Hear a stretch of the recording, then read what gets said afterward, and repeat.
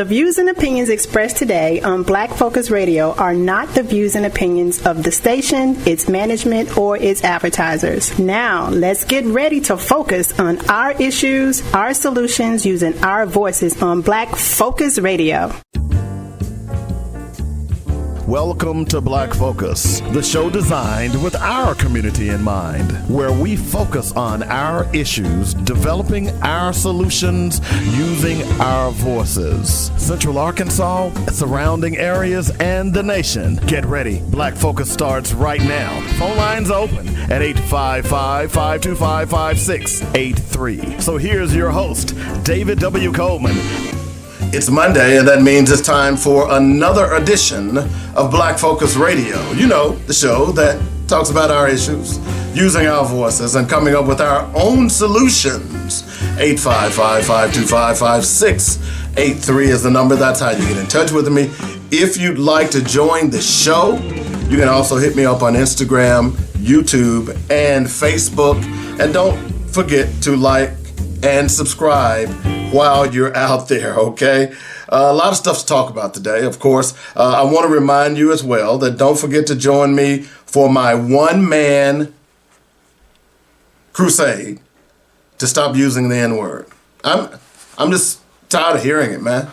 I mean, we've got to evolve and mentally evolve, and it's time to move past that word. So I'm going to ask you to join me and just don't say it, okay? Okay. Just don't say it. There are certain words out here that we don't need to be dealing with. And please, my black brothers and sisters, that is one of them. Okay? Great show today. As always, we're going to talk a little bit about, last week we talked a little bit about Pharrell Williams. I got to throw Nicki Minaj into this. And overall, I want to talk a little bit about blacks who didn't grow up here in America, who have the nerve, the unmitigated gall to try and criticize black Americans. I'm over that, just like I'm over the Latinos and the Asians and so on and so forth. Also, we got to remind ourselves about Mike Huckabee and Spygate. We're going to throw that that log on the fire as well. The Huckabees and Mike Huckabee especially is disgusting. But again, Trump acolyte. So what do you expect? Also, 2 National Guardsmen were killed one was shot, one has died, another is in critical condition. We'll give you an update on that and give you some thoughts on how I feel about that. And also the Democratic senators who came out last week and talked about how advised military people not to obey illegal orders and the firestorm that ensued after the fact. I mean, why would they want people to follow illegal orders? That's a good question. You know what I'm saying? And also, I'm going to talk a little about what is white privilege. I think we need to look at that a little bit more as well. So those are the things on the agenda. But today, I want to take a little time out because I tell you what, let's do this. It's time for Black Facts. So let's do it right now. Dynamic Black Facts. Our culture, our history, our people. Before we move further, I want to take a little time out and pay homage to Virginia Ford Fletcher. And once I finish this Black Fact, you'll understand why. So stay tuned. On June 1st, 1921, the black community of Tulsa, Oklahoma, was left in ruins following several days of violent attacks by white mobs outraged that black residents had organized to protect a black man from lynching. Tulsa's Greenwood district, known as Negro Wall Street, was considered one of the wealthiest black communities in the nation in 1921. Many residents worked and did business in central Tulsa, coming into contact with white men and women, some of whom resented their prosperity. On May 30th, While working in a building in downtown Tulsa, 19-year-old Dick Rowland boarded an elevator operated by Sarah Page, a 17-year-old white girl. When a store clerk heard a scream, he ran to the elevator to find Miss Page. The clerk assumed that the young black man in the elevator had tried to attack Miss Page and quickly called police to arrest Mr. Rowland. Miss Page told police that Mr. Rowland had startled her by touching her arm, but insisted she did not want to press charges. Rumors soon spread, however, and turned into a sensationalized allegation that Mr. Rowland had attempted to rape the young lady. Police arrested Rowland at his Greenwood home and jailed him at the courthouse. The next night, a mob of white men gathered at the jail seeking to lynch him, but 30 armed black men from Greenwood were there to ensure that the sheriff and deputies were able to protect Mr. Rowland from that fate. Enraged, members of the mob returned with firearms, and several white people were killed and wounded in the ensuing gunfight. When the black men returned to Greenwood, white rioters followed and attacked the community, burning 40 city blocks, killing hundreds of black residents and displacing many more.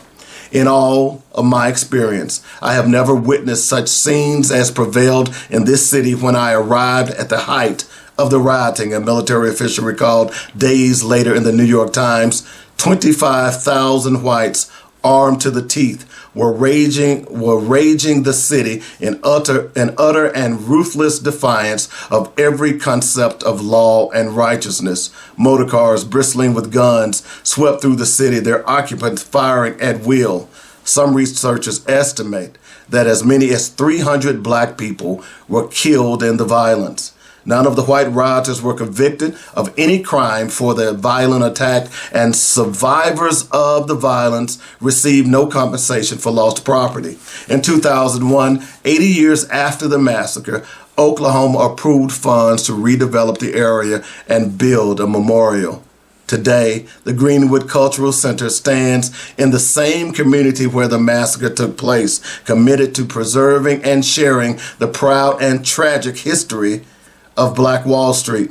On June 1st, 2025, Monroe Nichols, Tulsa's first black mayor, unveiled a $105 million reparations package for descendants of survivors of the massacre. There's more. The Justice Department issued a report Friday on the Tulsa Race Massacre, and when as many as 10,000 white Tulsans murdered hundreds of black residents and burned businesses and homes to the ground in an attack that federal investigators found was so systematic and coordinated that it transcended mere mob violence. Let me go back and read that line for you again. I'm sorry. The Justice Department issued a report on Friday on the Tulsa Massacre in 1921, when as many as 10,000 white Tulsans murdered hundreds of black residents and burned businesses and homes to the ground in an attack that the federal investigators found was so systematic and coordinated that it transcended near mob violence. The Tulsa Race Massacre stands out as a civil rights crime unique in its magnitude, barbarity, racist hostility, and its utter annihilation of a thriving black community. Assistant Attorney General Kristen Clark of the Justice Department's Civil Rights Division said in a statement, in 1921, white Tulsans murdered hundreds of residents of Greenwood, burned their homes and churches, looted their belongings, and locked the survivors in internment camps.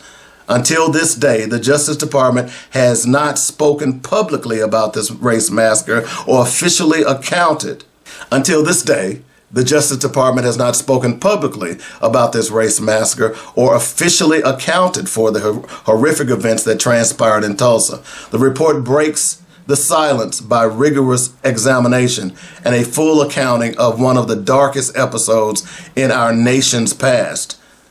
This report lays bare new information and shows that the massacre was the result not of uncontrolled mob violence, but a coordinated military-style attack on Greenwood. The cold case unit of the Civil Rights Division Criminal Section spoke with survivors and descendants of survivors, examined the first-hand accounts of the massacre given by individuals who are now deceased, studied primary source materials, spoke to scholars of massacre, and reviewed legal pleadings, books, and scholarly articles relating to the massacre, according to the Department of Justice.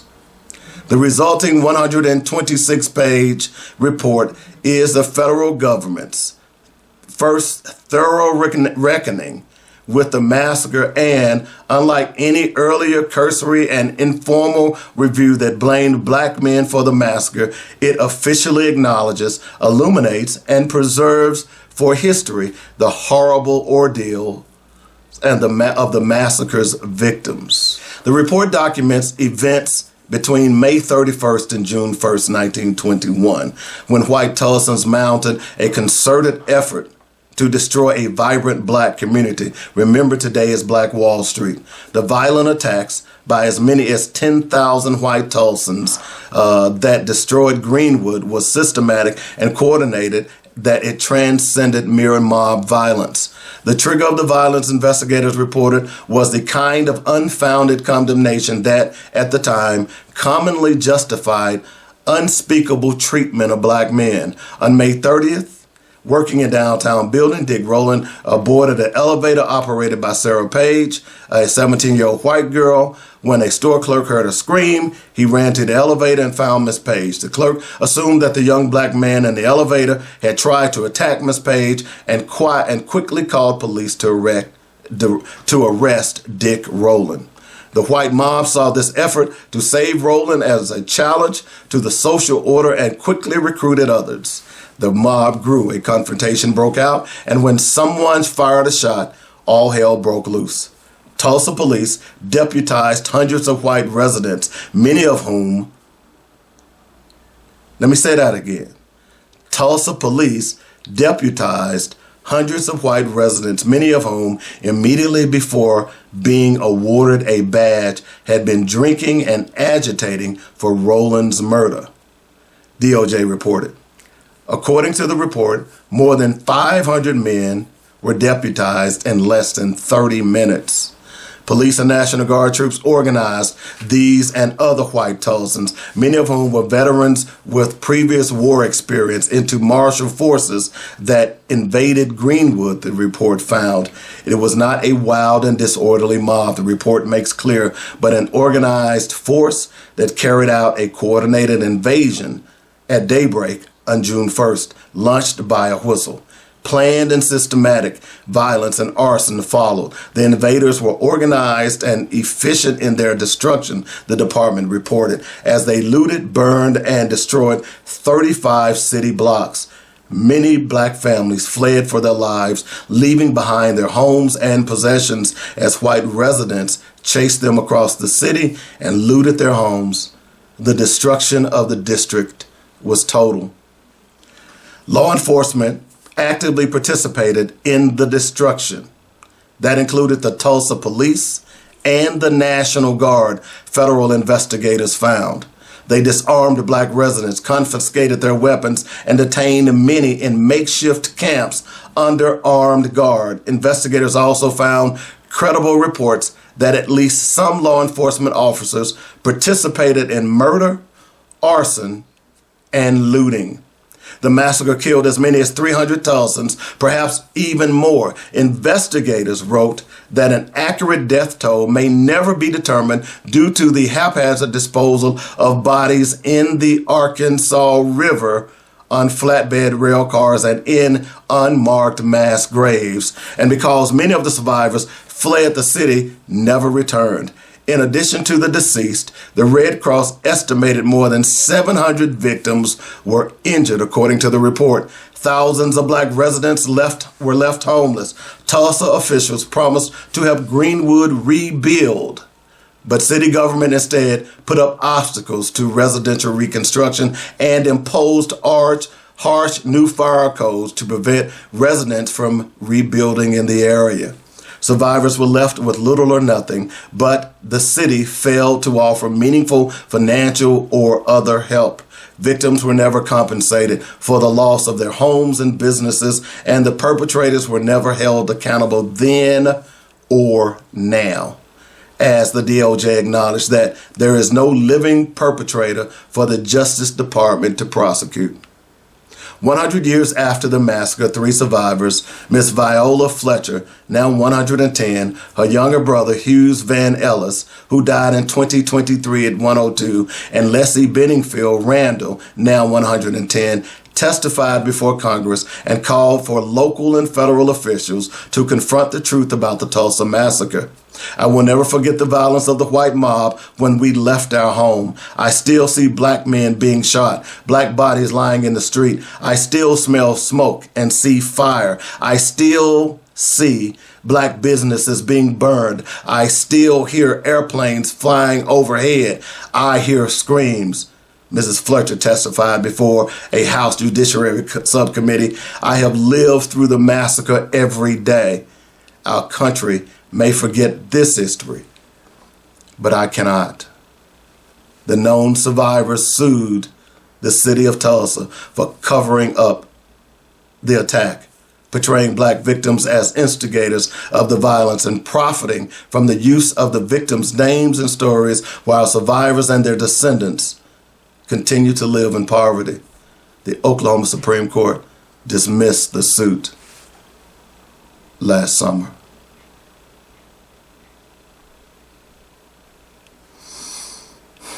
Now, I gave you a name earlier that I wanted you heard me say Viola Ford Fletcher. She was the oldest survivor of the Tulsa Race Massacre. She died last week. She was 111 years old. That quote that I just read, that was from her. Let me just read it again. I will never forget the violence of the white mob when we left our home. I still see black men being shot, black bodies lying in the street. I still smell smoke and see fire. I still see black businesses being burned. I still hear airplanes flying overhead. I hear the screams. I have lived through the massacre every day. Our country may forget this history, but I cannot. One thing I want you to hear, one of the things that she said is that she hear airplanes flying overhead. Now, we talk a lot today about the National Guard going into cities. By the way, the National Guard participated in this massacre in Oklahoma. We talk a lot about that today. And we talk about the military going into cities. And for the first time since the Civil War, our national military, for the first time, actually bombed an American city. That American city was Tulsa, Oklahoma. It was at Greenwood, Archer, and Pine. By the way, if you're familiar with the band, the Gap Band, Charlie Wilson and the Gap Band, that GAP, because that band is from Tulsa, that GAP is for Greenwood, Archer, and Pine. That is where they got their name. That is where that massacre of 35 to 40 blocks took place. By the way, there's more to the story. They're yet to find the mass graves. As you heard, many of those people were dumped into the Arkansas River and will never be found unless the river is dredged, because I'm sure the bones may still be there. The mass graves, they've used different types of sonographs to be able to look at the ground where allegedly the bodies were buried, but there has been no significant evidence of those bodies being found. You see, we're doing this series on the Red Summer, and what sparked this was Jillian Michaels talking about slavery wasn't that bad. It was even worse after slavery. It was sparked simply because there are white people who are saying, oh, you all should forget about that, as they try to wipe out our history. No, we're not going to forget about it. And every chance that we get, we're going to talk about it. And part of what we do here on Black Focus Radio is to shine a light on things that you may have or may not have heard about. Let me give you an example of why this is important. I was talking to a young lady a couple of days ago. And I say young because I'm old, but she was 35 years old. And we were talking about history. And I asked her out of the blue, I said, do you know what the Red Summer was? She said, no, I've never heard of it. Oh, really? I said, have you ever heard of the Gap Band, Charlie Wilson? They call him Uncle Charlie. I said, well, I've heard about him and the Gap Band. I said, that band is named after Greenwood, Archer, and Pine in Tulsa, Oklahoma. I said, do you know what happened in Tulsa? She said, no, I don't. This is a 35-year-old black woman who didn't know what the Red Summer was and what Tulsa was. Now, I'm not saying this to criticize her, because she was a wonderful young lady and a delight to talk to, because she learned that day. And when the conversation was over, she politely said, hey, thank you very much. I learned something today. And that's what my goal is in doing some of these things, is each one of us must teach one of us. And she vowed that she was going to go and find out more. And I also happen to have this book, Black AF History. Now, I'm not trying to sell this book because I'm not getting a penny off of it. And I said, I'm a history person. This is what I read or read. So the point in this is that we've got to start teaching, because they're trying to hide it all. We know that now. And it's not, and we cannot let that happen. Okay? And by the way, that's our Black Fact for today. Keep listening to Black Focus Radio for more dynamic Black facts, our culture, our history, our people on Joynet Radio. I hope you enjoyed that Black Fact. I certainly did. I am enjoying this series on the Red Summer. By the way, shout out to Art Burton, who has been on the show. He does a lot of great stuff as it relates to Black history and Native American history and how blacks were intertwined in that as well. One other quick thing before we go to this break. I was watching something about a anthropologist who had discovered camel bones that dated back thousands of years before the American civilization ever existed. Did you get what I just said? Camel bones? Wait a minute. The only camels we know about in America are in American zoos. How the heck were fossilized camel bones found in America? I'm glad you asked. It's called the Continental Divide. As I've told you over and over again, at one point in this great world, all of the continents were together. That's how black people ended up in America long before the slave trade. That's how they ended up in Mexico. That's how they ended up in China. That's how they ended up in Russia. Yeah, we superseded them all. I told you we or they are our children. All right? Tell you what, we're going to take a quick break. When we come back, we're going to jump into these hateful black folks, or I should say hateful black foreigners, because they shouldn't be.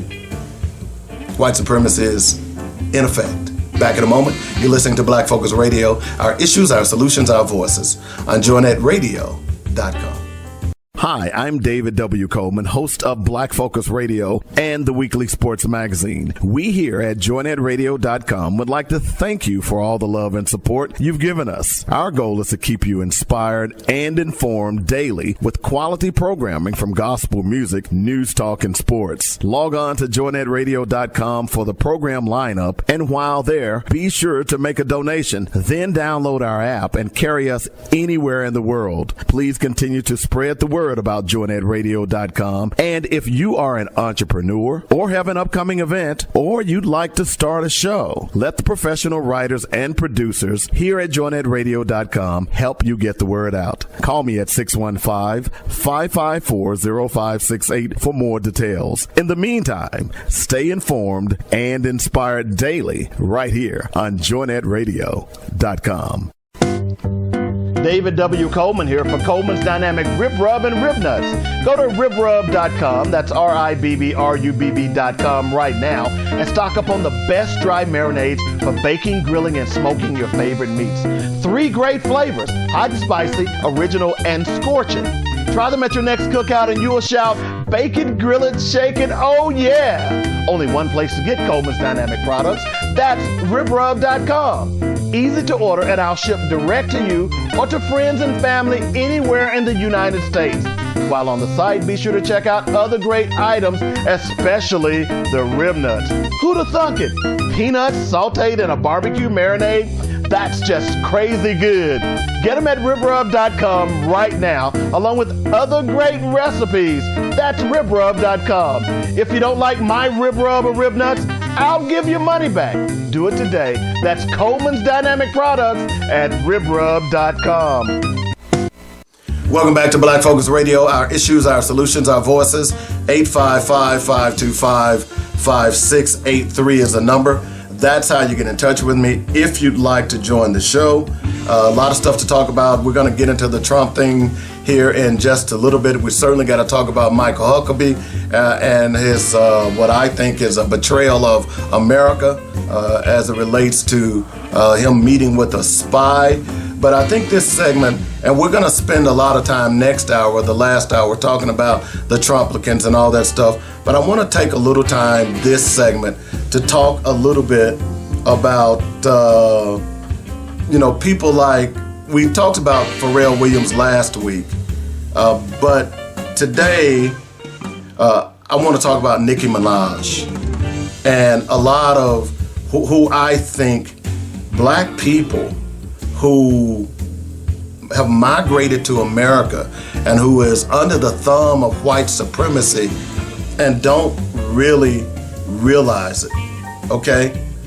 Because it's really amazing to me how many come over here and make lots and lots of money, and then they want to criticize black folks. And just like we're tired of the Hispanics and some of the other ethnic groups who have benefited off of black civil rights and the black fight for justice, it's time to start calling them out as well.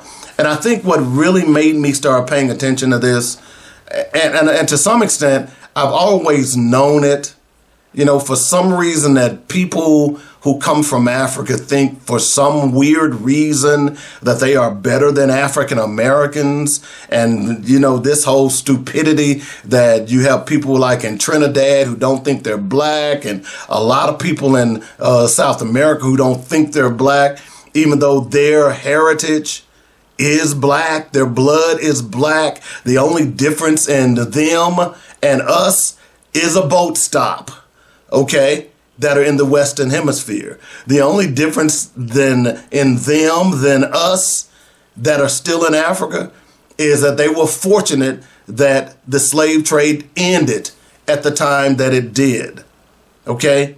But I understand now, as I talked about Pharrell Williams last week and his ridiculous statement as it relates to voting is divisive, and basically he was saying he doesn't vote and there's no use to voting, although that ignorant fool, and the amazing about it, it's 52 years old, he doesn't realize that part of the reason that he's able to do what he does, that he can do now, is because of those people who fought for his right to be a human being. You heard me read about the thing in Tulsa earlier in Black Facts. Those people had no rights. That white woman in that elevator screamed and everybody assumed that the black man was guilty. That logic or illogic still applies today in some communities. So Nicki Minaj, from what I understand, has been running around touting the virtues of Donald J. Trump. And there are others that I've seen that are doing the same. The question I have to ask you, who understand American politics, by the way, I'm not sure if Nicki Minaj is naturalized or not, but if she's not, then you don't have a say-so. But you're being used by the Trump administration to curry favor with black people. Oh, that's right, you're not black, even though you're from Trinidad. I forgot about that. What ethnicity are you? You're Trinidadian? No, that's not ethnicity. Ethnicity is your genotype. You're Caucasian, or you're Negro, or you Chinese. Okay? There are not many different types. You're Aborigine, even though Aborigines are black. By the way, how did Aborigines get in Australia? Oh, the Continental Divide. Why all these black people? You remember I was watching the Olympics, Winter Olympics a few years ago, and there was a black Russian girl. By the way, she was gorgeous. That doesn't matter anyway. And everybody was on the news. They were calling the station. Man, did you see that black Russian? Yeah, I drink one every night. No, but we're everywhere. But anyway, back to, I digress.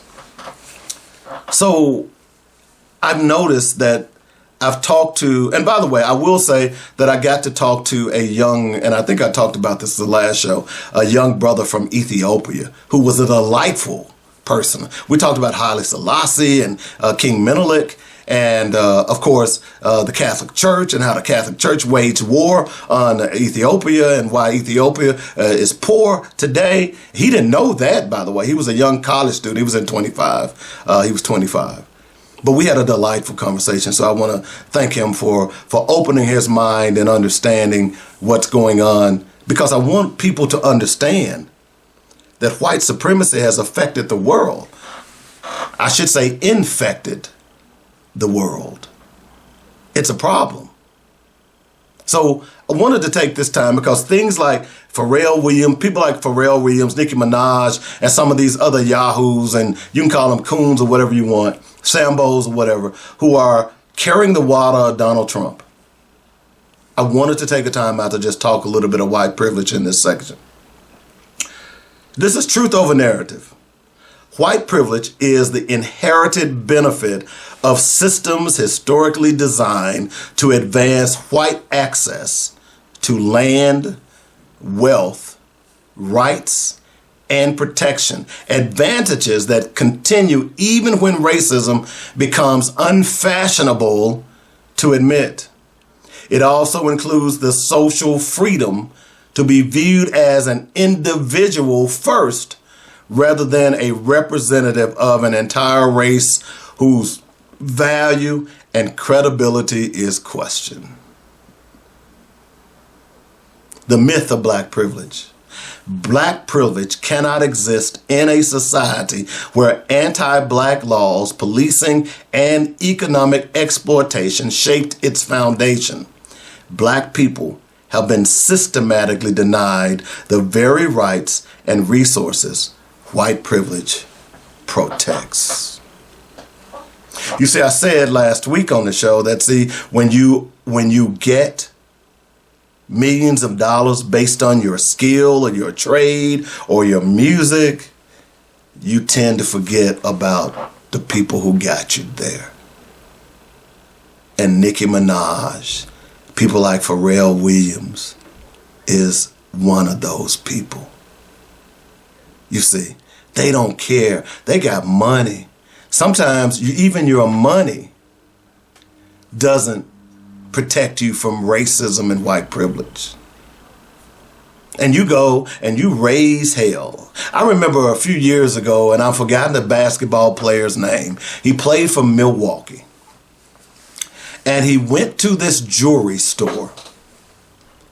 And he wanted to buy some ice, whatever the case may be. He got to the door and the inside clerks locked the door. Because he wasn't, or was it, maybe it wasn't I think it was a basketball. It was either a basketball player or a rapper. I want to say it was a basketball player.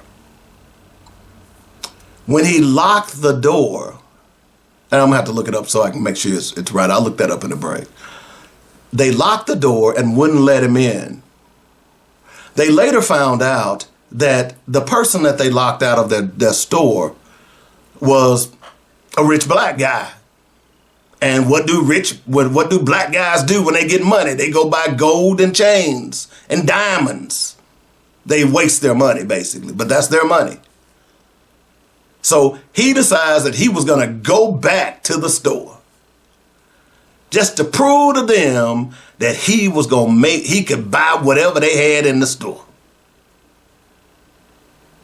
And you know what they did?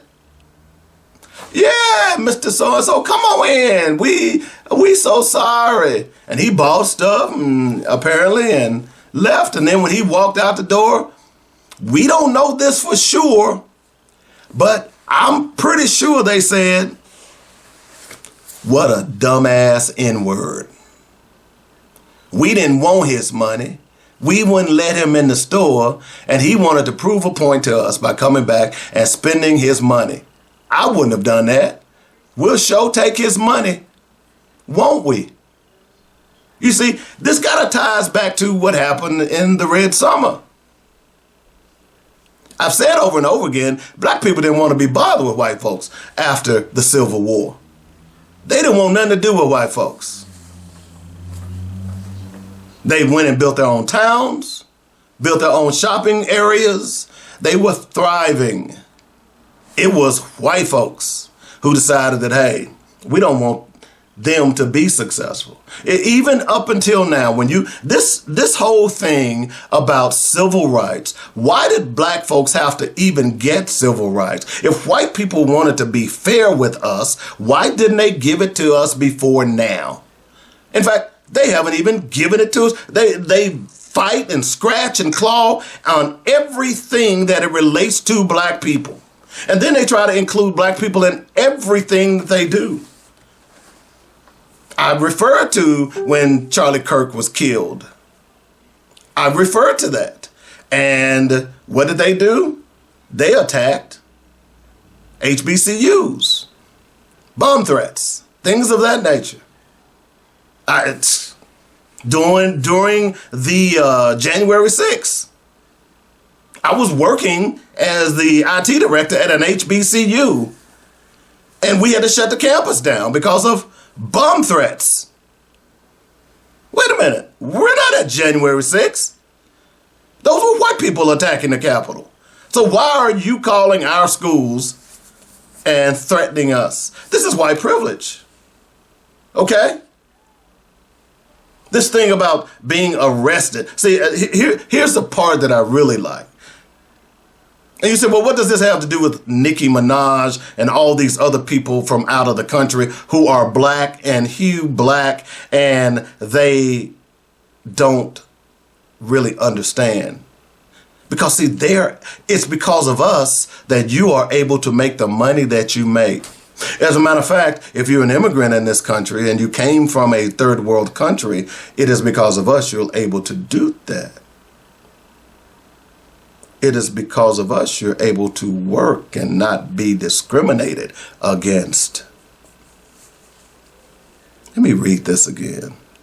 White privilege is the inherited benefit of systems historically designed to advance white access to land, wealth, rights, and protection, advantages that continue even when racism becomes unfashionable to admit. It also includes the social freedom to be viewed as an individual first. See, that's what I want to get to. That's what I want to get to. Because we're going to talk next hour about this National Guard shooting. And since the shooting, every Afghanistanian who is in America is now culpable. Isn't that amazing? As a black man, we talked about the Tulsa riot and what caused it. Young black man gets on an elevator with a white woman and she's startled and screams. And it is assumed that he did something to her.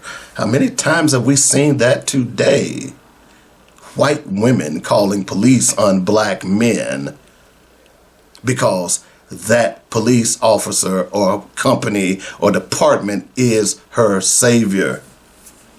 This is an age-old play, okay? And it is assumed in most cases that the black man is guilty, whereas the white man, and oh, by the way, that guilt also associates with all the other black people. If one black man is a thief, all of them are thieves. If one black man is lazy, all of them are lazy. That part, it also includes the social freedom to be viewed as an individual first. Black people, and especially black men, are not viewed that way. But a white man who kills Charlie Kirk was an individual.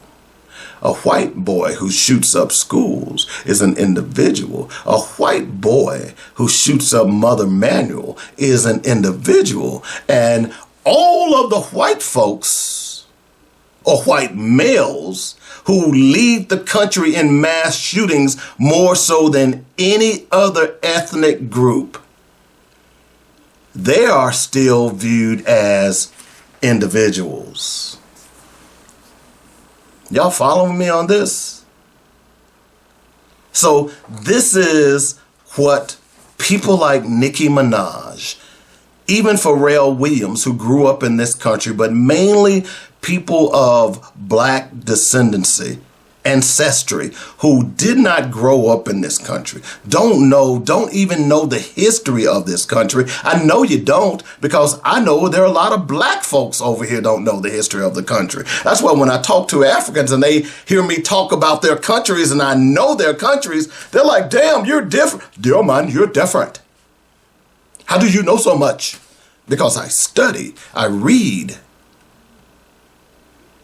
But for you to come over here and assume you know something about black people and you are different, even though your skin is just as dark as mine, you are more infected with white supremacy than you will ever know. And the sad thing about it is that you don't even realize it, because they don't talk about white supremacy in your country. Because most of your country, the people that you see every day look like you. But you don't understand that the systems that were created, that date back to slavery, when in 1848, they divided to slice up Africa like it was a steak. I even asked one African about that. I said, do you understand why Africa, have you ever looked at continents and you see the jagged lines of how states are drawn? Yeah. Have you ever looked at Africa's? Why is Africa's borderlines straight? squared, whatever the case may be, drawn like a pencil. He didn't know. I explained to him why that occurred. You were infected by white supremacy just like American blacks were, yet you don't understand it. And then you criticize black people here in America who fought for your right to make the money that you make, and you side with white people, not understanding that they will slit your throat just as fast as they'd spit on you. You see it every day. You see your president talking about it. Oh, that's not your president. He's not mine either. You see the utter and bitter and insidious racism that is going on in this country every day, where they go after Hispanic people that look Hispanic. Hundreds have been caught up who looked Hispanic but were American citizens. We know now that many of the people that were flown to sycophant in Ecuador were American citizens. But they don't go into white enclaves of ethnic Yugoslavians or ethnic Italians. Hello?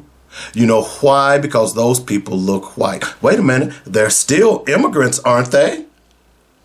Or what your president calls illegal aliens. So what I'm saying to you is that while you sit back and you think the struggle for civil rights, human dignity in America, and you criticize black people for trying to keep alive those things that occurred, you ought to be thankful. Would the people of South Africa forget about apartheid? They never will. Because apartheid was really based on the American slave trade. Ain't that crazy? As a matter of fact, what is going on in Israel today is based on what happened during apartheid and the American slave trade.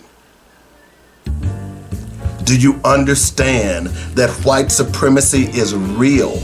And anyone who would follow someone like Donald Trump, who is the color that you are, it's amazing to me. He doesn't even want you in this country. If he could figure out a way to get rid of all the black folks in America, he would. He would. I'm convinced of that. And there are quite a few people who would allow it. We've seen it.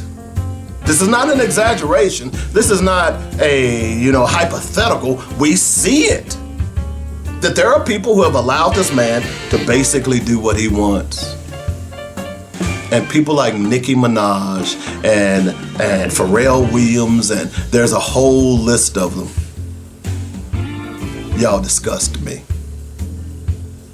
And yeah, I said it. We're gonna take a break. We'll be back in a moment to talk a little bit more. It's called Black Focus Radio. Our issues, our solutions, our voices on joinetradio.com.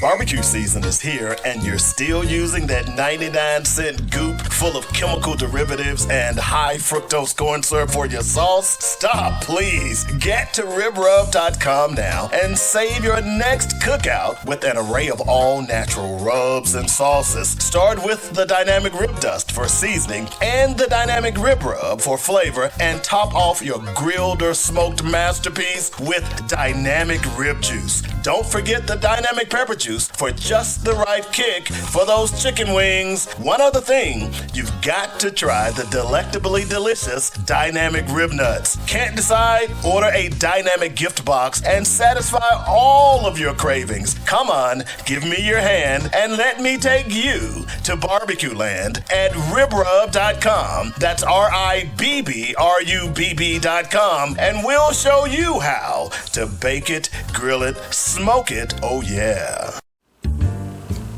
Welcome back to Black Focus Radio. Our issues, our solutions, our voices, 855-525 5683 is the number. That's how you get in touch with me if you'd like to join the show. There are a lot of things, and one other thing I want to talk about, because it's amazing to me that white people will continue to tell you that you shouldn't be so obsessed with slavery. Slavery happened a long time ago. But do you know today that we know that this country thrives on the vestiges of black bodies? But even today, our electoral system, think about this. During slavery, the North had more voters than the South. The South didn't want slaves to vote, but wanted to count them in their population totals toward the number of electors. The Electoral College was their solution. Hello? This whole thing about electoral colleges, this is why the South is winning elections. Here's the bottom line. Look, they would not be winning the Republicans if the Electoral College didn't exist, because no one cares about them. No one likes them. We're seeing that more and more. That's why they're trying to rig elections. And I'm just curious about these people out here, these black people who are running around and carrying water for this person. Let me ask you a question. How do you defend a 34 count felon? How do you defend that? How do you defend a man who was adjudicated in a civil lawsuit that he raped a woman, E. Jean Carroll? How do you defend that? Particularly you people that are Republicans, who are black, who are Christian. But these questions are going to overall any of you all who are out there who think you're holier than thou, who supported this piece of trash that is in our office. How do you defend that? How do you defend a man who is trying to cover up information about a child sex predator and probably one of the most notorious sexual deviants that we've ever seen? Oh, he was your friend for 15 years? How do you defend this guy? How do you defend this guy who moved this man's accomplice to a cushy prison? Because some suggest that she may hold information that could sink him completely. And she's hoping for a pardon. How do you defend this? How do you defend him using the R word for disabled people? We saw this in the first campaign when he went after the New York Times reporter. How do you defend this? How do you defend a man who claims and all the time wants to quote the Bible, but if you ask him one thing about who or what scripture that he favored, he couldn't tell you? He couldn't quote a verse. I'm just saying, how do you defend this? It makes no sense to me that anyone could defend someone like this person. Yet, this person is president of the United States of America. But even more so, how do you as a black person have any reason to support someone who clearly doesn't care about black bodies? Oh, I'm gonna release a lot of these people who had marijuana convictions. They're still waiting. But he sure as hell released all of the January 6th people, some of them who have went on to commit other crimes. He sure as hell released thieves who stole money from people and organizations. Black people still waiting. Hey, he gonna come through. Trump my man. Trump my man. He gonna come through. You know. But I couldn't vote for him because I'm in the penitentiary. But I believe in Trump. I believe in Trump. Mm-hmm. You still sitting, bro. Afraid to drop the soap. This is the problem here, folks. This is what white supremacy has done to all of us. Look, it has look, as much as I feel that I'm outside, I still have to live with it. So it still affects me one way or another. Even though I can recognize it, even though I can see it, I still live in a city, in a country that is affected by white supremacy. Not my fault. And I haven't done anything. The only thing black people have ever wanted to do is be free. And it perplexes me. I literally ponder this question every day. Things that I see. I'm in my vehicle a lot, so when you're driving, and especially in this area when you're stuck in traffic, a lot of stuff goes through your mind. And I can't understand how white people are so mad at black people when black people did nothing to them. We just wanted to be free. We didn't even ask them over here. Some of us are already here. You stole that. And then you went and stole others from another country and brought us over here. I don't understand why y'all so mad at black folk. We built this country. The privilege that you experience today is because of black bodies. When you go back and you look at history, people like Thomas Edison who stole inventions from Granville T. Woods and patented them themselves. Many of them, look, you can go down the list of inventions that were created by black people that were stolen. Come on, folks. This is systematic. This has been going on for far too long. You know, part of the reason that I'm excited about Ibrahim Traore, who is the president of Burkina Faso, is because here for the first time, there are voices arising in Africa who are saying we will no longer be exploited. We cannot allow people to come into, it's almost like you live in a house, right? You got a house? I'm your next door neighbor.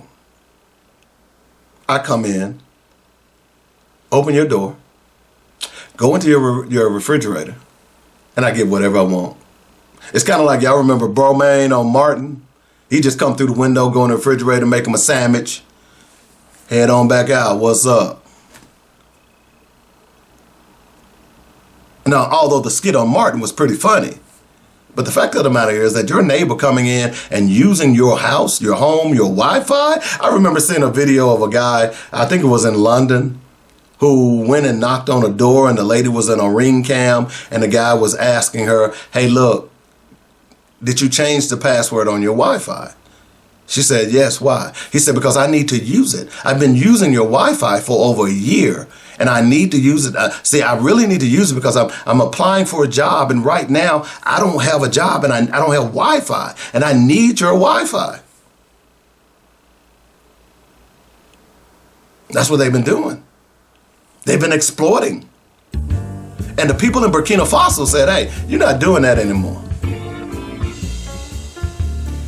That's what every black nation in America needs, in the world needs to do.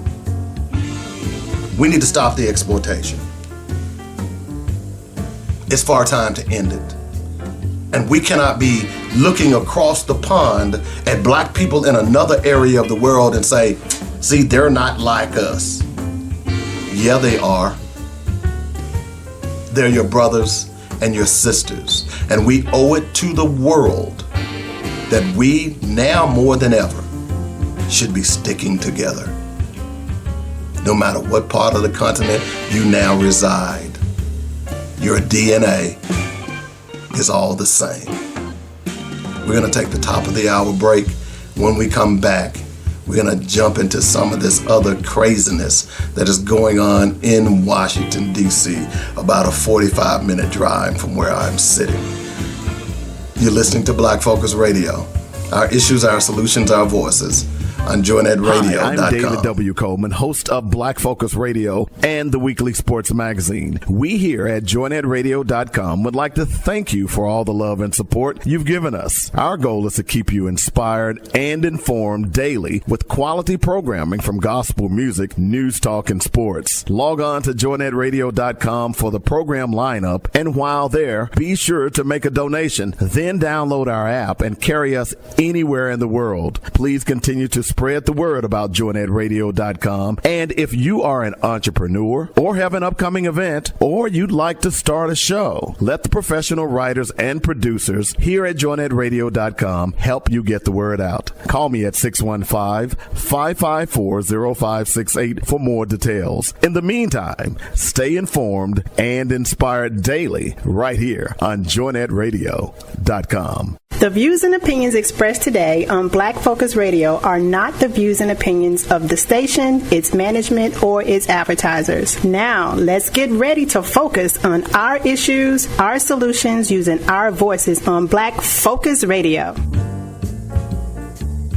Welcome to Black Focus, the show designed with our community in mind, where we focus on our issues, developing our solutions, using our voices. Central Arkansas, surrounding areas, and the nation. Get ready. Black Focus starts right now. Phone lines open at 855-525-5683. So here's your host, David W. Coleman.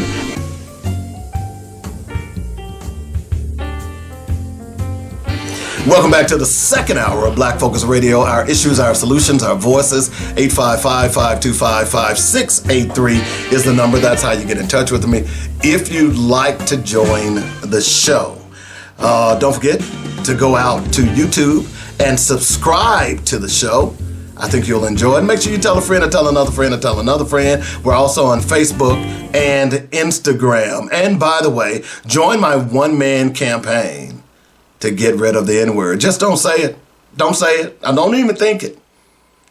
Just think if you started calling your brother, what's up, brother? Just think if you started calling your man, sisters, what's up, brother? Just join the campaign. It don't cost no money. Just start with one day. Say, today I'm not going to say the N-word. And if you're one of those people who are, you're addicted to using the word, because some people out here, they say every other word. I was listening to this guy who was speaking some truth. And you know what?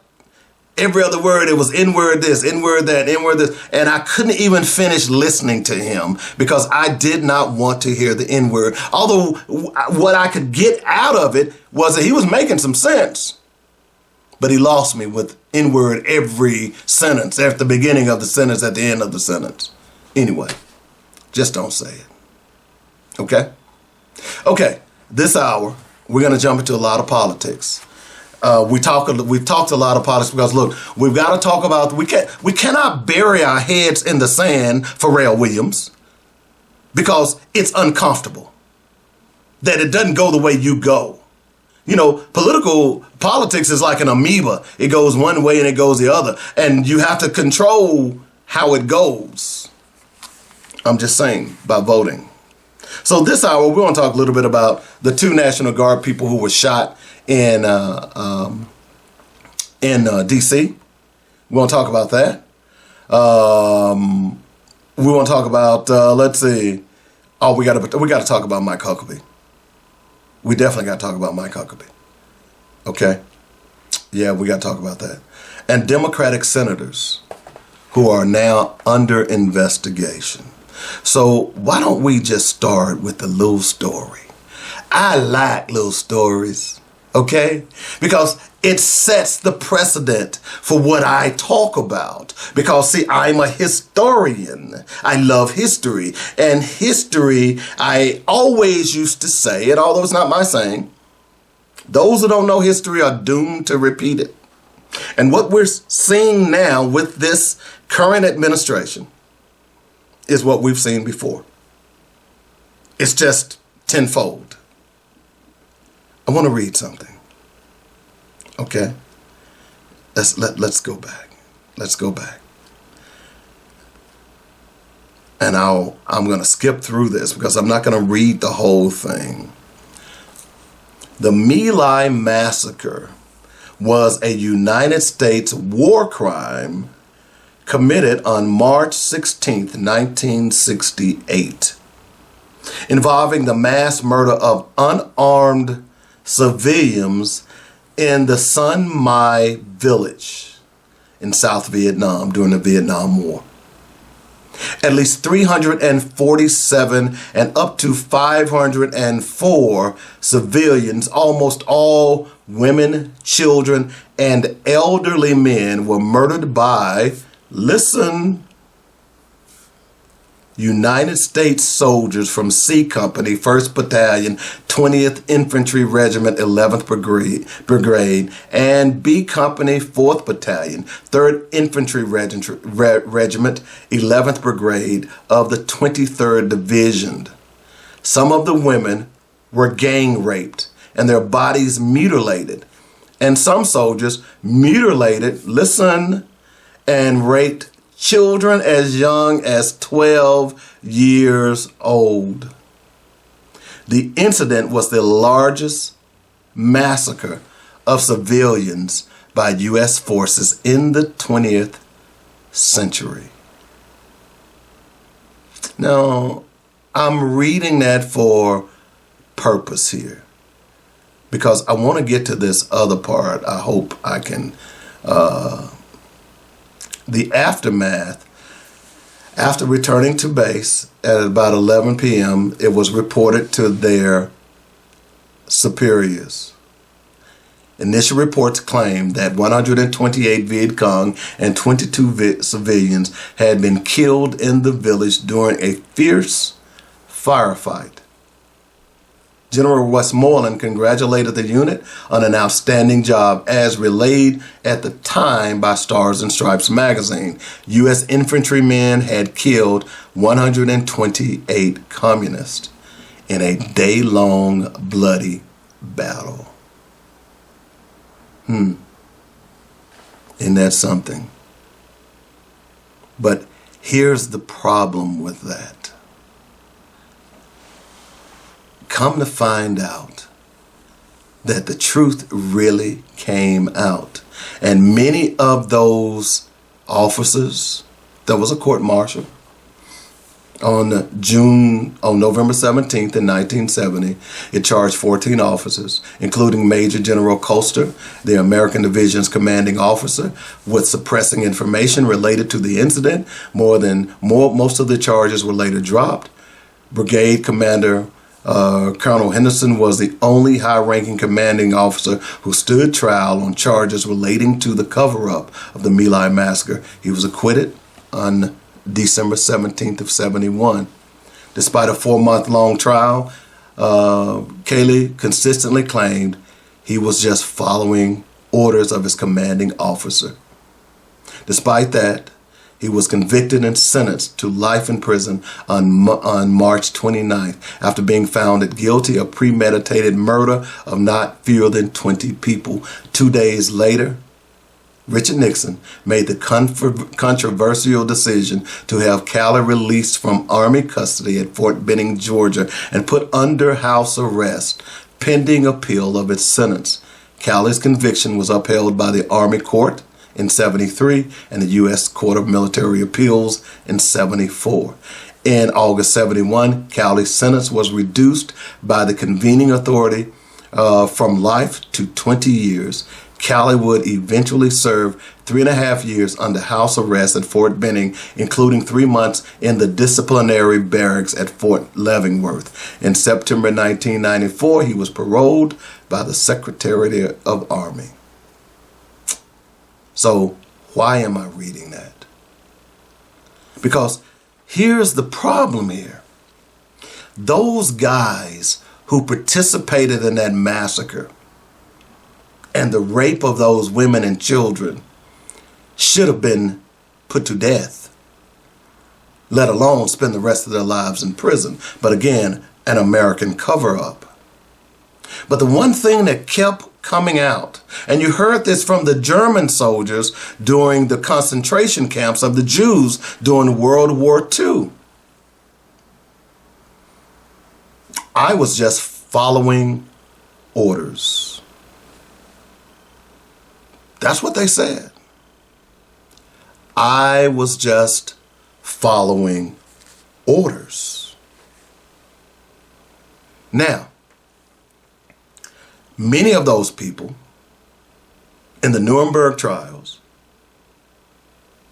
were convicted and sent to prison, and should have been. Because at some point, you know your orders. You know that they are illegal. And here's the thing about it. You're not supposed to follow illegal orders. You're just not supposed to do that. So with that being said, that brings us to the firestorm that was released last week. And it's been crazy. Because if you haven't seen the video, then you would understand that there were 6 Democratic senators who all served in the military, who released the video that basically said that you're not supposed to follow illegal orders. And what they said is the truth. What they said is the law. The code of military justice is if you've got a superior that has given you illegal orders, then you are not supposed to follow them. Okay? You're not supposed to. Because you could end up just like those men who were tried at My Lai. You could end up like the German soldiers who were put to death because of what happened in Germany during World War II. The argument, I was just following orders, just don't hold water. Just doesn't. It doesn't hold water at all. So my question is, why does the Secretary of Defense and the guy with the orange hue, why are you so upset? Were you planning to make people follow illegal orders? I'm just wondering. Because are you saying, and oh, by the way, at one point, the orange hue guy back in the previous administration did say, was asked a question about should the military follow illegal orders? And he said they would, and I'm paraphrasing, they would if he was the president, they would follow him. Huh? So you have these 6 Democratic senators who released this video. Okay?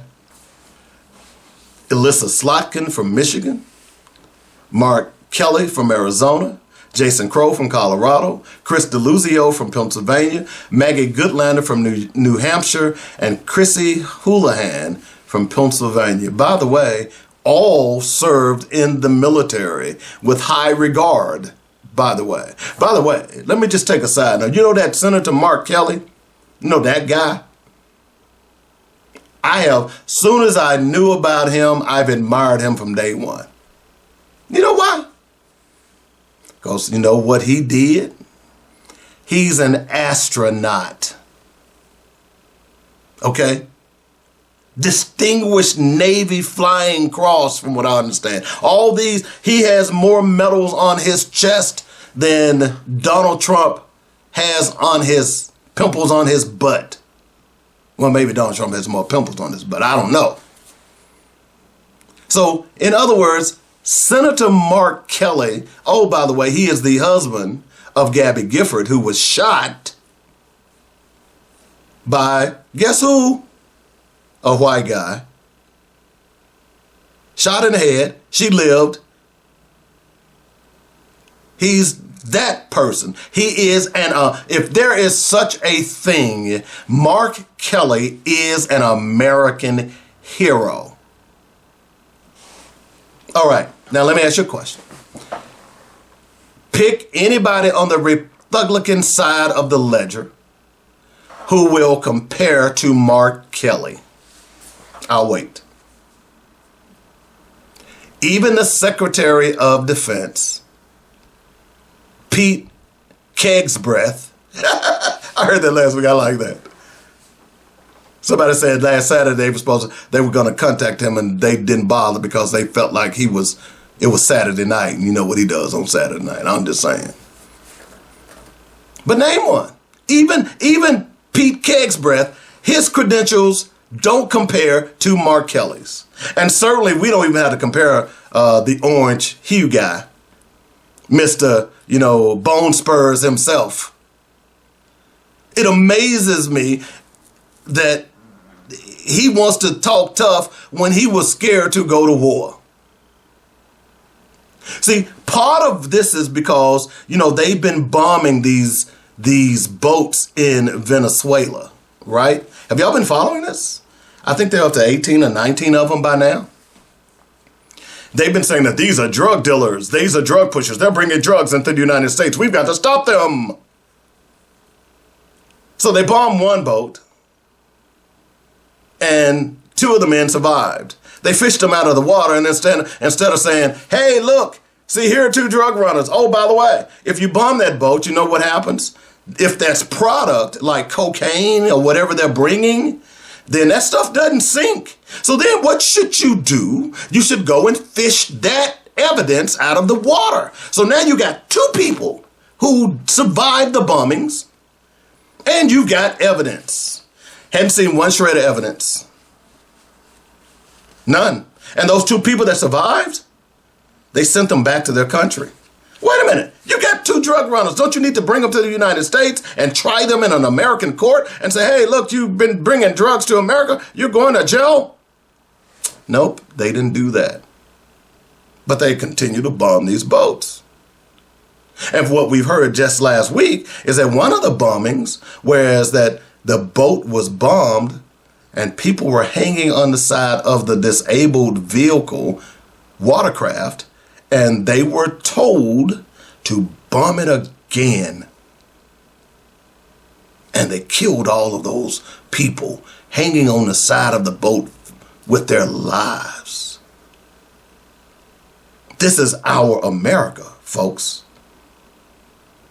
This should concern us all.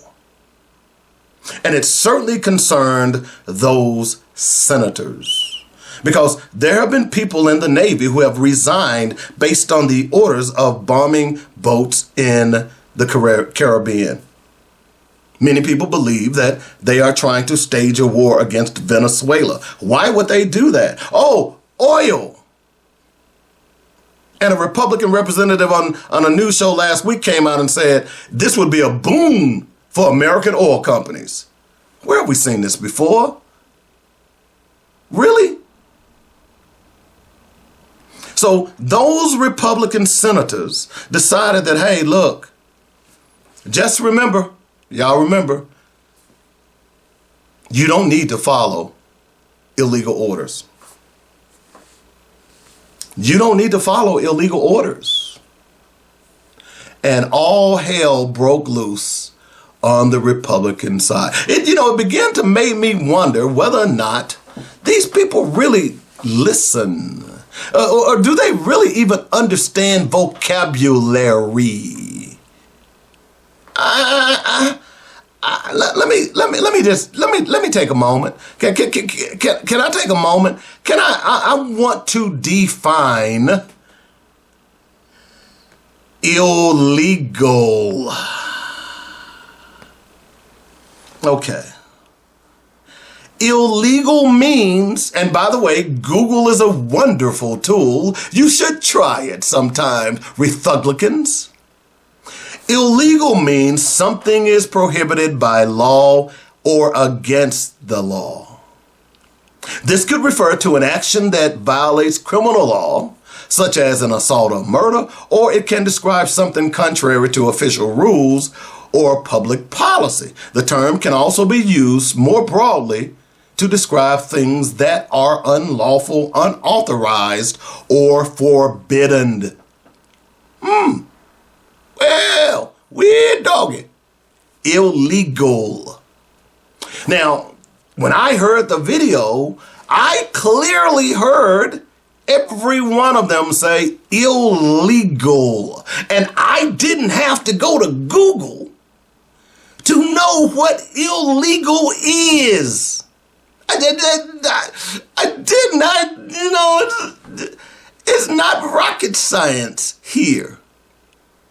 But apparently, either their ears were filled with beeswax, or they didn't know what illegal stood for, or they are just dumb as hell. And I surmise that all of them are dumb as hell. Okay? They started making all these complaints. Oh, this is going to undermine our military. Look, dude, you've already undermined our military. Our military is supposed to be apolitical. You've already attempted to do that by going and having speeches and demanding loyalty and all this other crap. You want loyalty from people, and your ass didn't even serve in the military. It's amazing to me. And that doesn't mean that you have to serve in the military to get loyalty, but the bottom line is that how you treat military people, and you want loyalty from them, and you want them to commit illegal acts, and when people who are decorated, like a Senator Mark Kelly,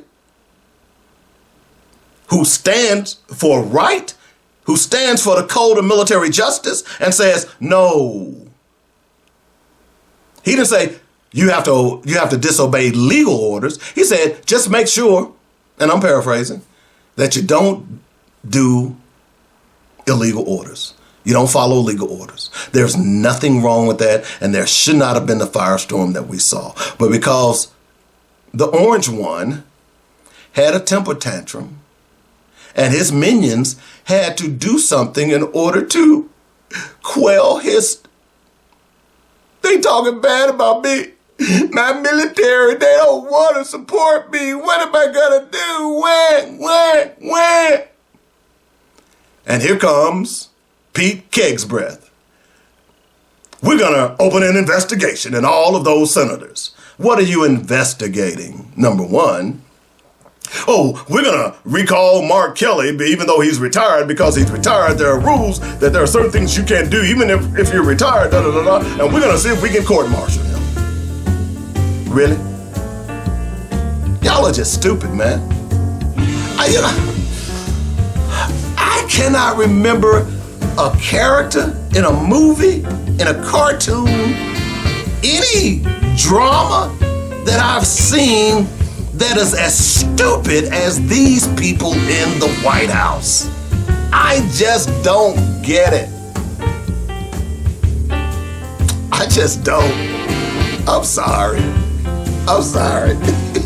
That's stupid.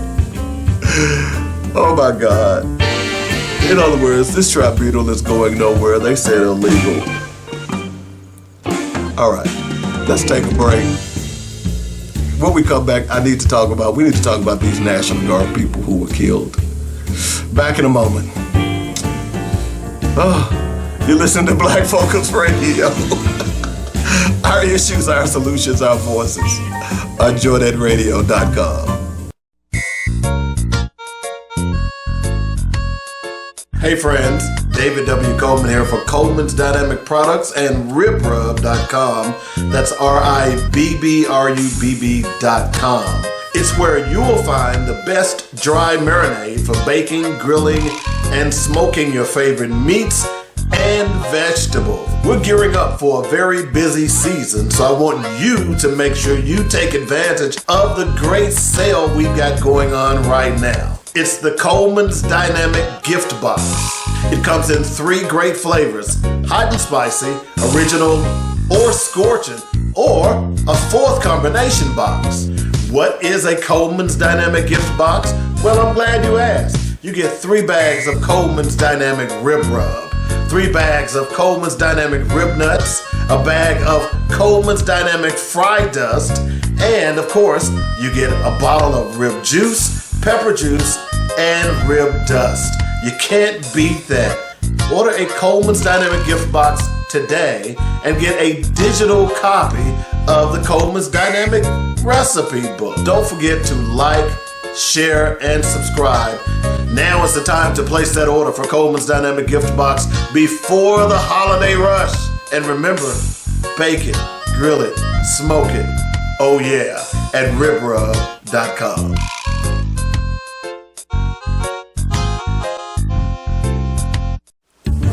Welcome back to Black Focus Radio. Our issues, our solutions, our voices. 855-525-5683 is the number. That's how you get in touch with me if you'd like to join the show. Don't forget to like, share, and subscribe on YouTube. Tell a friend and tell a friend and tell a friend. I want to talk a little bit about what's going on in D.C. National Guard member Sarah Beckstrom is being remembered. She was one of 2 National Guard members who were killed, who was shot. She has died, and the second person is in critical condition from what I understand. Now, these National Guard members were from West Virginia. You see, number 1, talking about following illegal orders. Although you as the governor, Patrick Morrisey, sent this is blood on your hands? Because number 1, they should have never been in there. And it really amazed me as the Orange One began to send National Guard troops into various cities around the country. These red states whose crime rates are out the window are sending their National Guards to other cities and states. So this person who shot the 2 National Guardmen, his name was Rumallah Lakhanwal, a 29-year-old Afghan national who allegedly shot both of the members. Okay? Lakhanwal, who was 5 years old when the war in Afghanistan started, immigrated to the United States in 2021 when the U.S. troops withdrew from Afghanistan and the Taliban toppled its government. Lakhanwal worked with an elite counterterrorism unit which was operated by the CIA. According to Afghan Evac, a nonprofit run by U.S. veterans and others who served in Afghanistan. The organization has said specialized units like this one were used to carry out extremely violent clandestine missions. I'm raising my hand. Those of you on the radio can't see it, but when I raise my hand, that means I got a question. Teacher! Here's my question. Have you ever met someone had actually been in a war zone? My first experience was my older brother. My older brother went to Vietnam. My older brother, although he didn't actively participate in war, they were always under alert and bombs were always dropping around him. Made him flinchy. When he came home, there were times when he would wake up the entire family screaming, running through the house, thinking that they were coming. They, at the time, were the Viet Cong.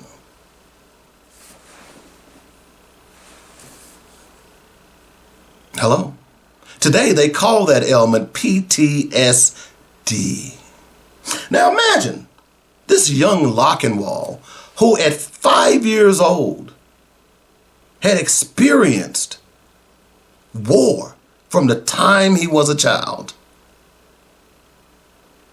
and helped the United States fight the Taliban. And many of his family members probably were killed by the Taliban. So for, let's see, 25 years, he was 29 when he committed this act. For 25 years, this man had fought against the Taliban. I'm sure he'd lost lots of family members. The weird thing about it is that when he was repatriated to the United States, did anyone even have a sense that this man might need some counseling? I'm just saying. You take a person out of a war zone, put them in civilization, especially in a different country, they're not going to respond well. And here was a guy, don't know his real reasoning, but I'm willing to bet you that where he grew up had a lot to do with what he did to those National Guards. But that I'm not trying to justify that at all. But here was the United States fighting a war that, number one, we should have never been fighting.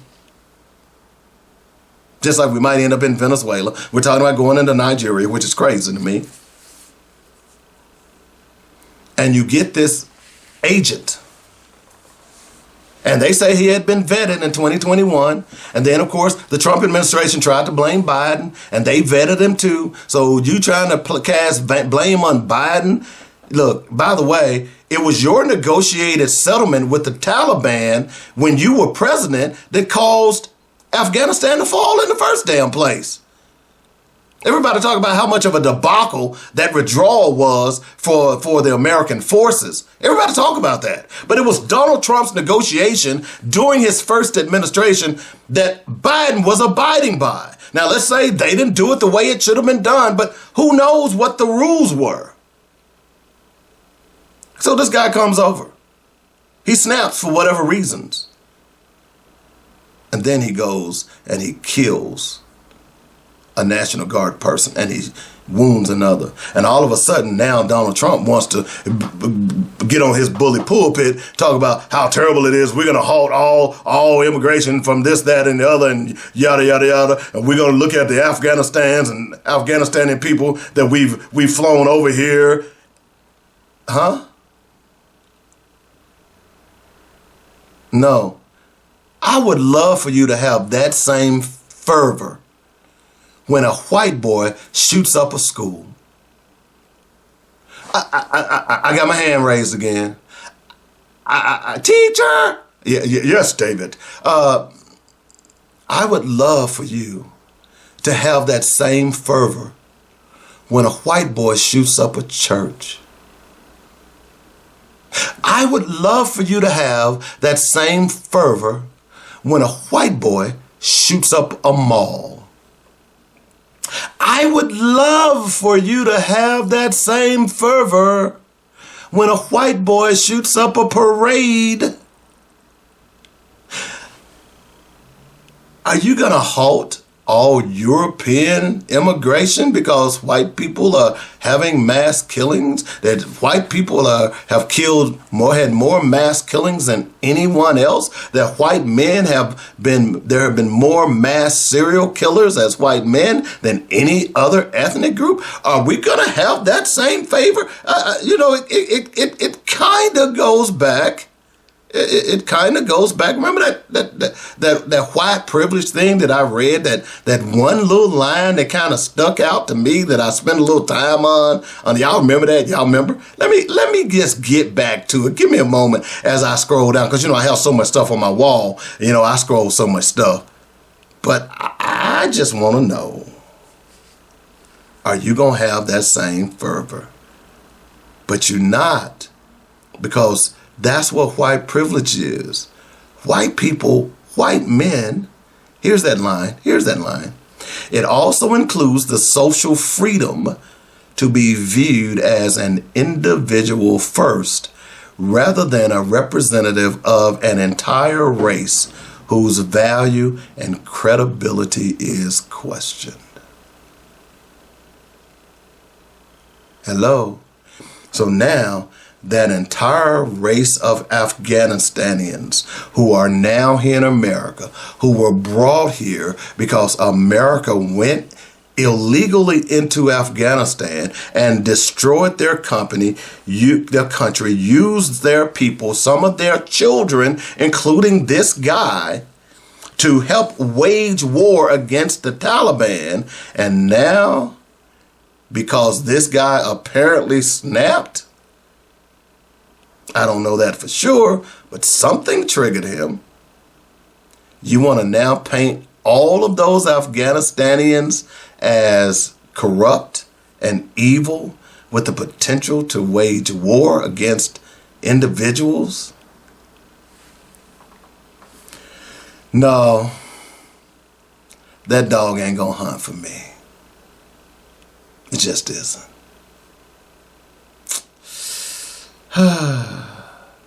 Okay, I think we've covered all of that. One other thing I want to cover, and I want to applaud all of the people now who are becoming aware of what's going on in and with Israel and this country.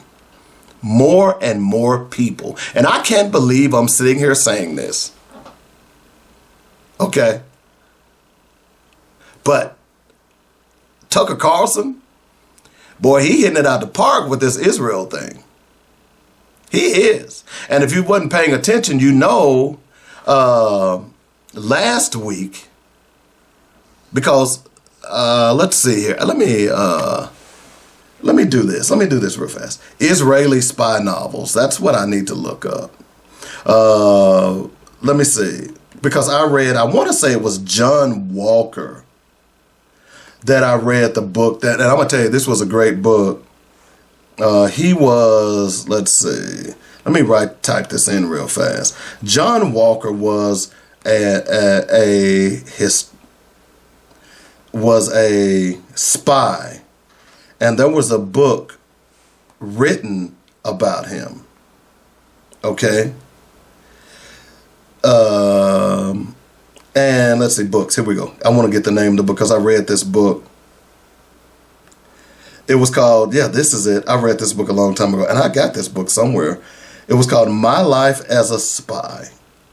My Life as a Spy is a 208 memoir of John A. Walker Jr., a former Navy communications specialist who spied for the Soviet Union from 1968 to 1985.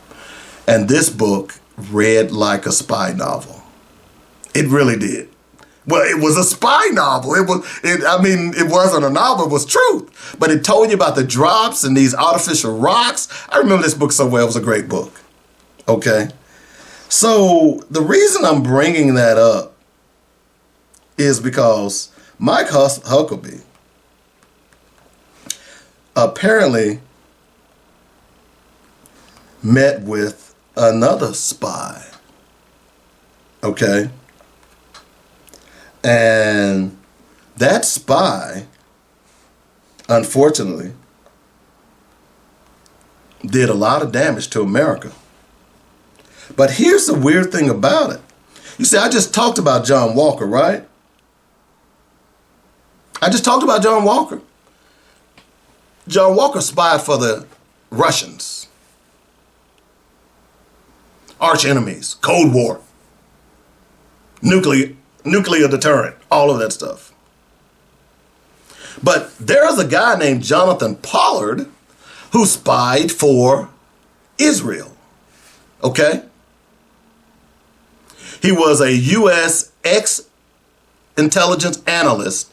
He spent 30 years in prison on espionage charges after being found to have passed documents onto Israel. So wait a minute. Our ally is spying on us. And by the way, when he was released from prison, you know where they let him go? To Israel. He is now running for the Israeli Knesset. So last week, he met with U.S. Ambassador Mike Huckabee, telling NBC News the visit was personal and wasn't done surreptitiously. The main point of the meeting at the U.S. Embassy in Jerusalem in July, Parlett said, was to thank the ambassador for his efforts on his behalf during my incarceration. Wait a minute. So what you saying, Jonathan Pollard, is that during your time of being incarcerated, you and Mike Huckabee was communicating? Pollard, a former American intelligence analyst, spent 30 years in prison on espionage charges after being found to have passed critical security documents to Israeli intelligence in the 1980s. Israel made Pollard a citizen during his lengthy prison term, and he moved there in 2020, 5 years after his release. During Pollard's detention, Huckabee was among several pro-Israeli politicians who advocated for his release, arguing that the sentence was too severe for someone who had been spying for an ally. Huh?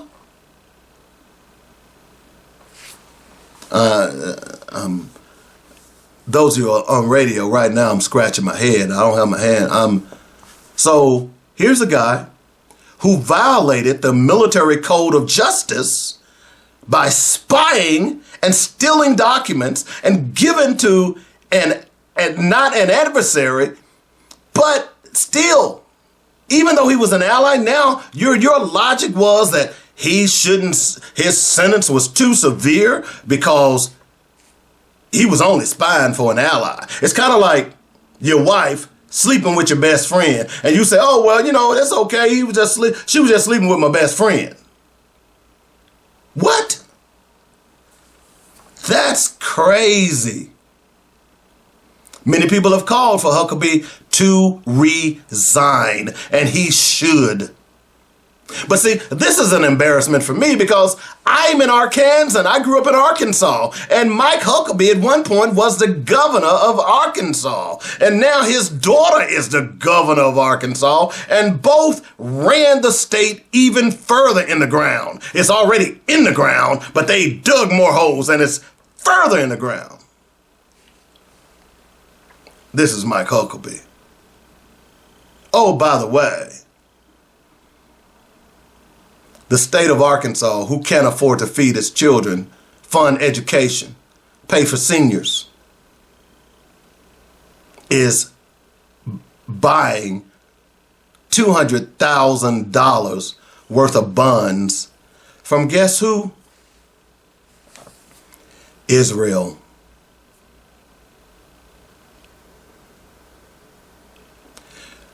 I saw a video, or I should say a commercial, where AIPAC and the Israeli lobby is running PSAs, public service announcements, about anti-Semitism in America.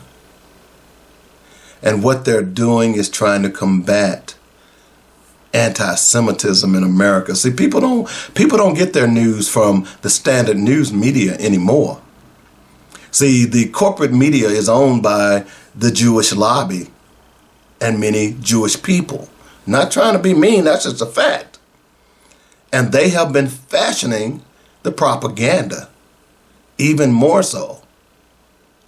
Most young people, and those are the ones who are really leading this charge about Israel and what they're doing in Gaza, most of them getting their news from social media. And now AIPAC and the Israeli lobby is trying to go to the social media giants and say, "Hey, look, we need you to do this. We need you to be more vigilant when it comes to when the word anti-Semitism comes up or when Jew comes up, because we want to color the narrative." And people like Tucker Carlson, and like I said earlier, I cannot believe that. I agree with this guy. If you saw that interview with Ted Cruz, he wore Ted Cruz out as it relates to Israel.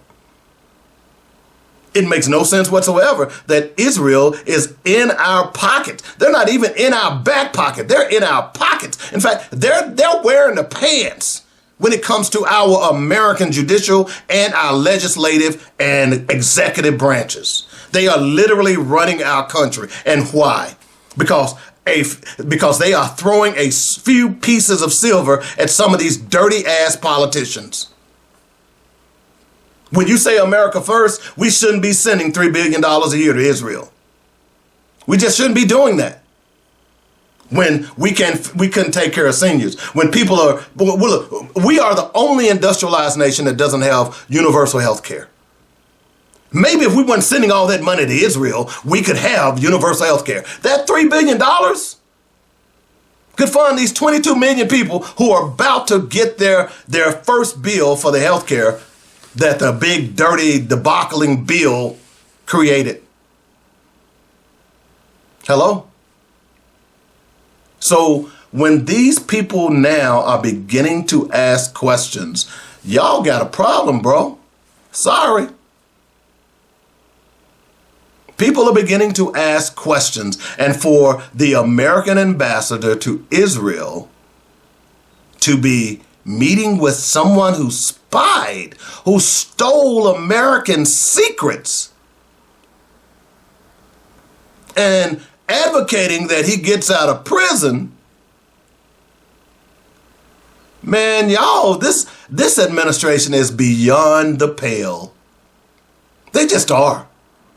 I don't know what, you think that you have, my mom said, I'm just outdone. Never realized, I knew what it meant, but how did you DONED? Is it plural or is it just singular? I don't know. But as I look at this administration, I'm like my mama. I'm outdone. They can't get any worse. Can they?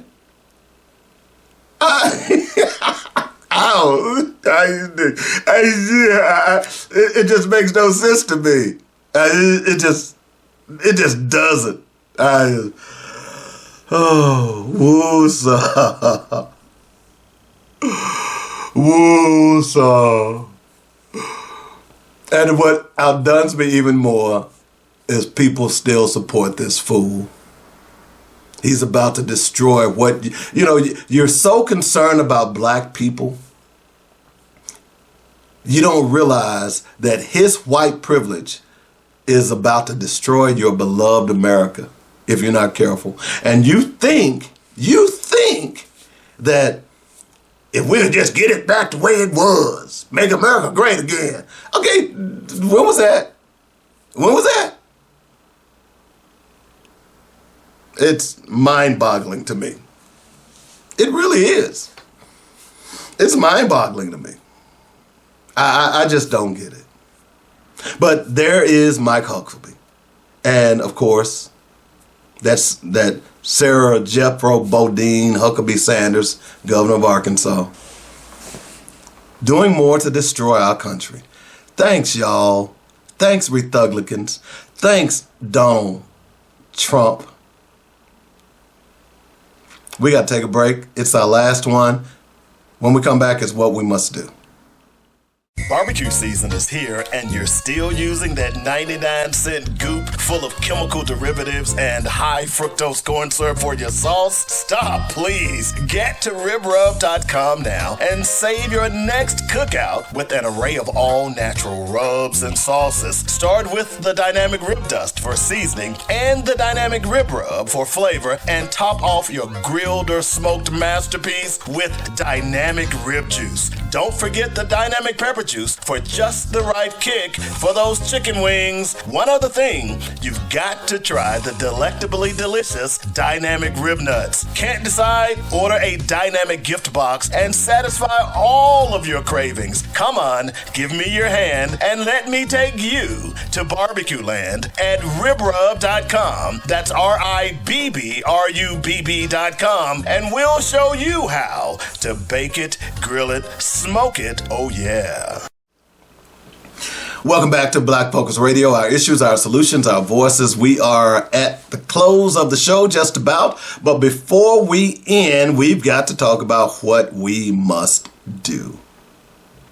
You know, earlier in the show, I talked about the young lady who I met who was 35, who didn't know about the Red Summer and who didn't know about Tulsa, the Tulsa Massacre. And normally that would have disturbed me, but it didn't disturb me. It made me feel like I've got to do a better job in educating people. And that's why I'm so proud of the first segment of the show, Black Focus Radio, because it's really about education. It really is. And it is important for us to continue. You know, they say when an older person dies, you know what happens? A library is burned to the ground. In other words, that older person has so much wealth of knowledge. And as I sit here and I say this, that old person has so much wealth of knowledge that it will never be retrieved, some of it. As I talk about this, I'm thinking about Dr. Jawanza Kunjufu,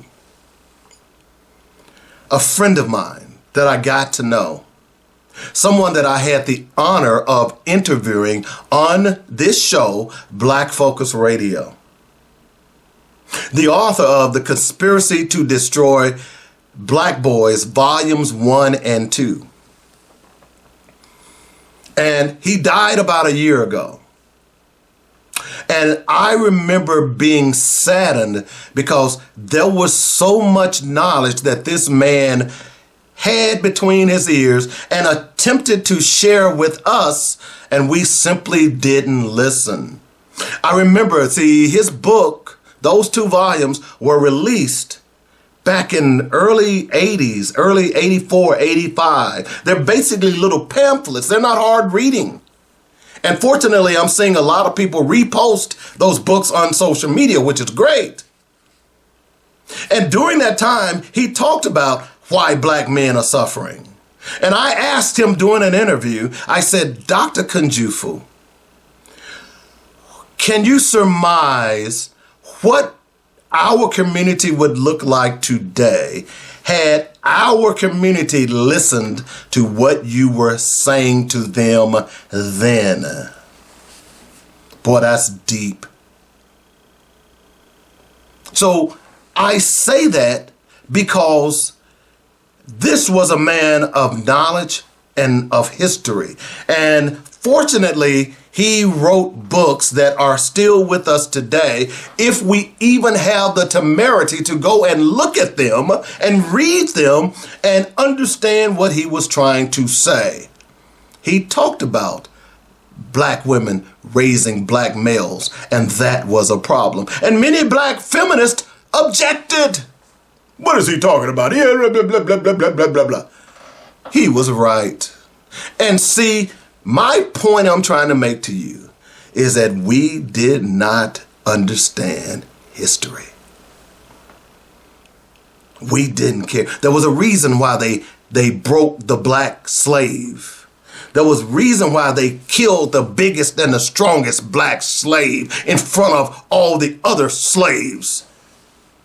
There's a reason why black mothers tend to love their sons and raise their daughters. Oh, Lord. If you don't know what that means, ask somebody. You give your daughter everything she needs to survive in this world. But the black boy, you don't put any onus on him whatsoever.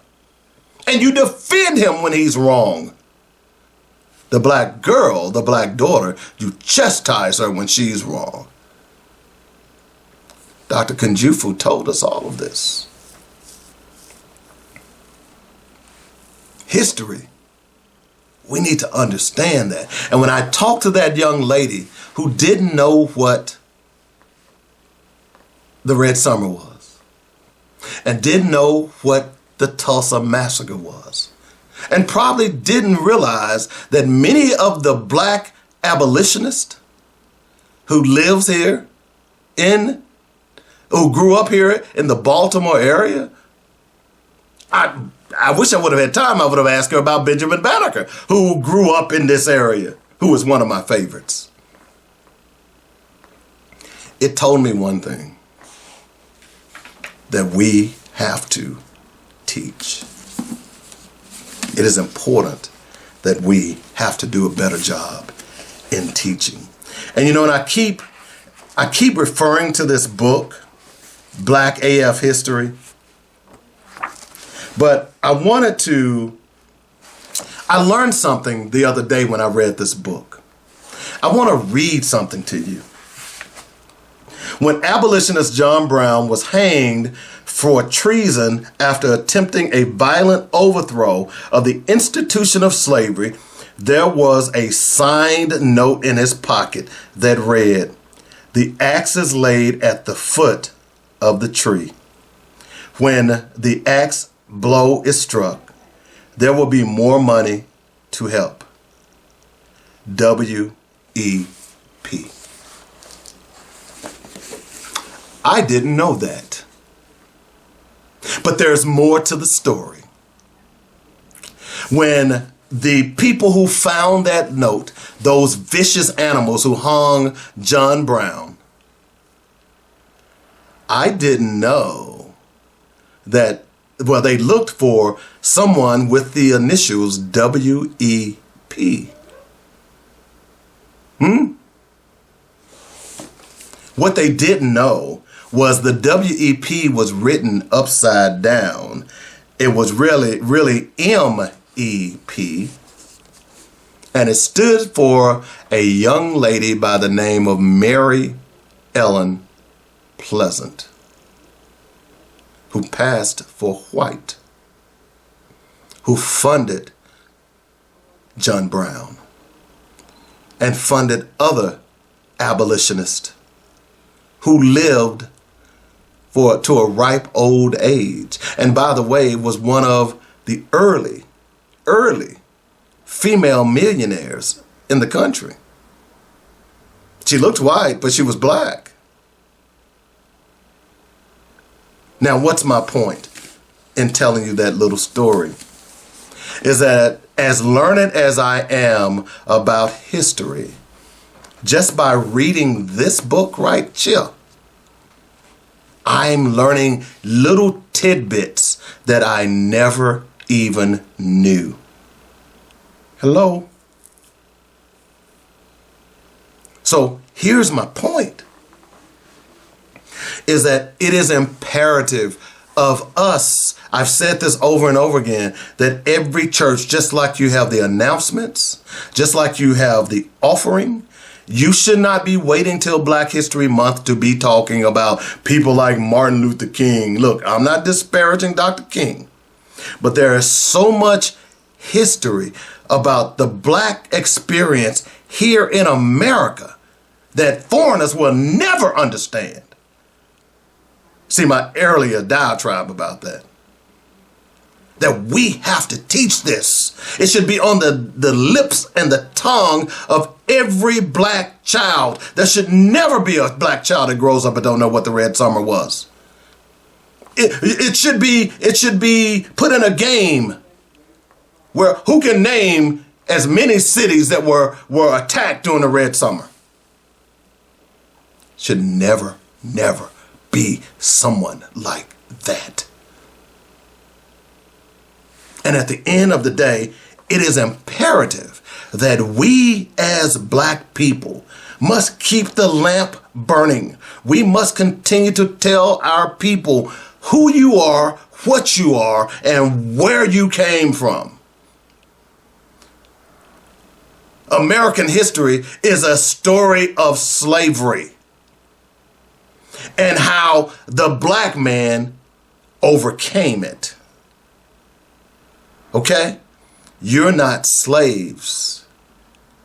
You're descendants of kings and queens, of royal priesthood. You must understand that. And as long as there is breath in my body, I will continue to teach. I will continue to explore. I will continue to open your minds in order for you to think a little differently, where you can think outside. People say, hey, you need to think outside the box. No, see, the box is white supremacy. So if you think outside the box of white supremacy, then guess what? You are still in the box. You get this, right? Imagine yourself in a jail cell and there's a window and you can get up every day and you can look out that window, and outside the window there's a beach, and you can imagine yourself on the beach swimming, all those beautiful women in the bikinis. Oh my God. Oh. But guess what? When the sun goes down, you're still in that damn box. But if you think outside, see, that's a concept that you got to understand, that if you think outside, then you know that you're not even in the box anymore. And when you think outside, outside is vast. Outside is beautiful. Outside is wonderful. And how you think outside the box is first understanding who you are and what you are and where you came from. And that's what we must do. Got a wrap? Hope you enjoyed the show. Don't forget to like, share, and subscribe. Tell a friend on YouTube. We got to build this audience. Come on, help a black man out. Help a black man out. And just remember, before I go, just remember, brilliant minds discuss ideas, average minds discuss events, and small minds discuss people. Which do you possess? Y'all have a great day, and thanks for listening to Black Focus Radio. You've been listening to Black Focus, where we discuss our issues with our solutions and our voices. Join us every weekday afternoon at 1 p.m. on joinetradio.com.